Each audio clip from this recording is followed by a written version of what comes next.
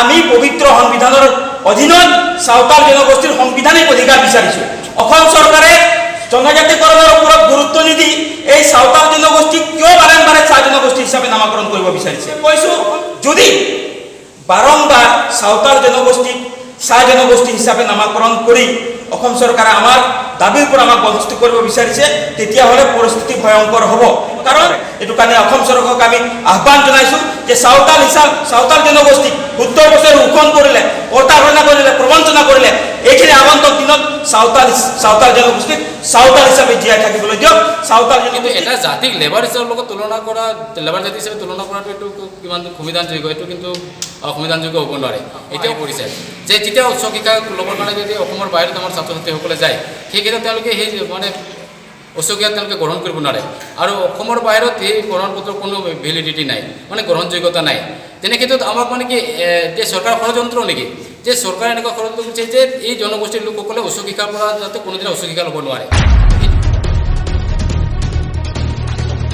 জনগোষ্ঠীৰ অস্তিত্ব আছে, যি জনগোষ্ঠীৰ আত্মসন্মান আছে, যি জনগোষ্ঠীৰ স্বাভিমান আছে, আৰু যি জনগোষ্ঠীয়ে ইতিমধ্যে পবিত্ৰ সংবিধানত জনজাতিকৰণ লাভ কৰিছে, তাৰ লগে লগে এই জনগোষ্ঠীটোৰ ভাষাৰ সাংবিধানিক 8ম অনুচ্ছেদত অন্তৰ্ভুক্ত ভাষা এটা আছে। তথাপিও অসম চৰকাৰে বাৰম্বাৰে সাঁওতাল জনগোষ্ঠীক চাহ জনগোষ্ঠী হিচাপে নামাকৰণ কৰি সাঁওতাল জনগোষ্ঠীৰ যি মূল দাবী, সেই জনজাতিকৰণৰ পৰা কিন্তু সাঁওতাল জনগোষ্ঠীক বঞ্চিত কৰিব বিচাৰিছে।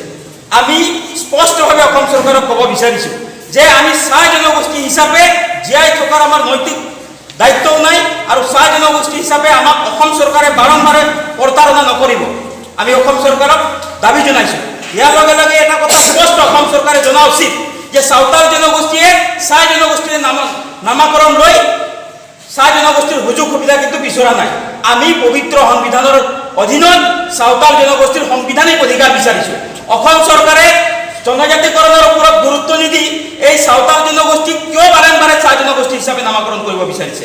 অসম চৰকাৰক আমি স্পষ্টভাৱে কৈছোঁ, যদি বাৰম্বাৰ সাঁওতাল জনগোষ্ঠীক চাহ জনগোষ্ঠী হিচাপে নামাকৰণ কৰি অসম চৰকাৰে আমাৰ দাবীৰ পৰা আমাক বঞ্চিত কৰিব বিচাৰিছে, তেতিয়াহ'লে পৰিস্থিতি ভয়ংকৰ হ'ব।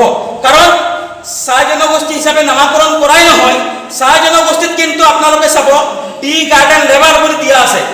কোনো এটা জনগোষ্ঠীয়ে লেবাৰৰ নামত নামাকৰণ কৰিব নোৱাৰে, কোনো এটা ছাত্ৰই, পঢ়ি থকা ছাত্ৰই লেবাৰ হ'ব নোৱাৰে, কাৰণ লেবাৰ এক্টৰ আণ্ডাৰত সেইখিনি কথা পৰে। এইটো কাৰণে অসম চৰকাৰক আমি আহ্বান জনাইছোঁ যে সাঁওতাল জনগোষ্ঠীক 70 বছৰ শোষণ কৰিলে, প্ৰতাৰণা কৰিলে, প্ৰবঞ্চনা কৰিলে, এইখিনি আগন্তুক দিনত সাঁওতাল জনগোষ্ঠীক সাঁওতাল হিচাপে জীয়াই থাকিবলৈ দিয়ক।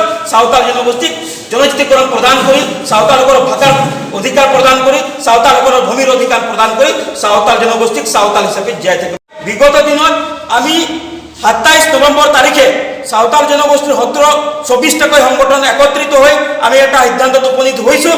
যদি অসম চৰকাৰে বাৰম্বাৰ সাঁওতাল জনগোষ্ঠীক চাহ জনগোষ্ঠীৰ বনিয়াৰ হাতত সাঁওতালক বন্ধকত দিব খোজে, তেতিয়াহ'লে সাঁওতাল জনগোষ্ঠী ইতিমধ্যে আমি সিদ্ধান্ত গ্ৰহণ কৰিবলৈ লৈছোঁ যে অসমত আমি জংগী আন্দোলন কৰিবলৈ সাজু হৈ আছোঁ।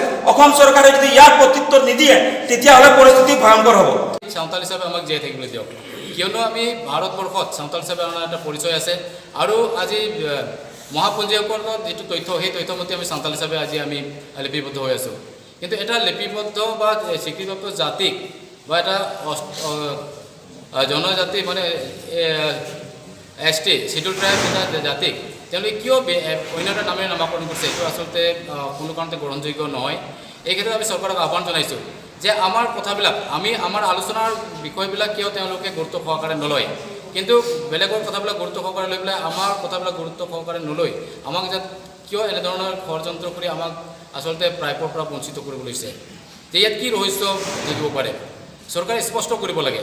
যদি আমি কোনো কাৰণতে আমাৰ সাঁওতাল জনগোষ্ঠীয়ে বাগানত কাম নকৰে, এতিয়া কাম নকৰাকৈ কোনো এটা জনগোষ্ঠীক মানে টি লেবাৰ পোৱাটো যুক্তিসংগত নহয়। আৰু এটা শ্ৰমিক হিচাপে কোনোবা হ'ব পাৰে যে সকলোৱে কাম কৰা সকলক শ্ৰমিক বুলি কয়, কিন্তু জাতি হিচাপেতো স্বীকৃতি দিয়াটো এইটো কোনো কাৰণতে উচিত নহয়।